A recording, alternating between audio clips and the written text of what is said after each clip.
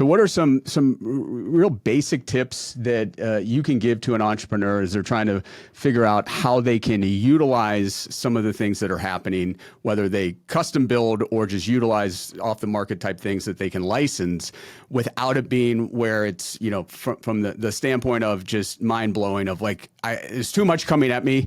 I don't know what to do, but I know I need to do something because if I don't, I'm going to be left and the train's going to leave without us. Yeah.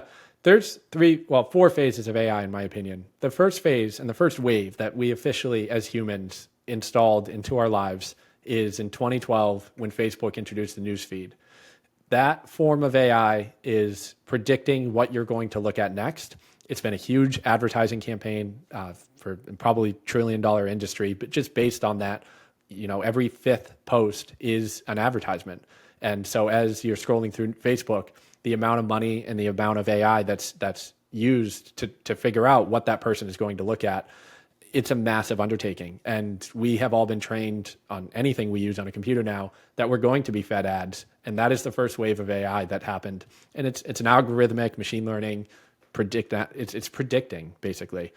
Then the second wave of AI, came in 2015, 2016, when we started realizing that we can do predictive analysis using machine learning, regression, that type of stuff. So that machine learning was what we started with AI. We were predicting house sales in the United States. You give us a zip code, we'll tell you with 85% accuracy which house will sell in that zip code. And that's using a lot of like legacy machine learning, but using it in the new form that people started realizing can be predictive powers for their company. We also worked for like Symbiotica, trying to figure out how sales happen on their systems and can you predict which products people want before they even check out. So which products can we show them? Again, very machine learning based. The third wave of AI is the generative part, founded in 2017, 2018 with the GPT, and moving that into what we now use as ChatGPT, and people thinking that generative AI meant chat, and chat was the wave of AI that people were trying to install in their companies. We have bubbled with that, and I think it's safe to say, especially with companies like Klarna now hiring humans instead of chatbot AI, they moved, if you don't know the story, Klarna basically fired on the spot hundreds of people, if not close to 1,000 people in their customer service department, and replaced it with an AI chat. They are now hiring all those humans back because the AI chat doesn't work as they promised. And so there's this chat phase that we all went through. We're in the fourth phase now.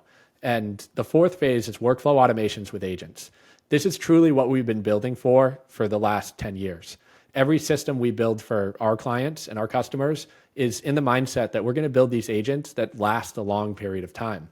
Now we're starting to see the mainstream companies like Google and Facebook and Microsoft, the two conferences they had last week at Build and I/O, they're releasing agents into the wild. And they're using MCPs, they're using servers, they're communicating apps together.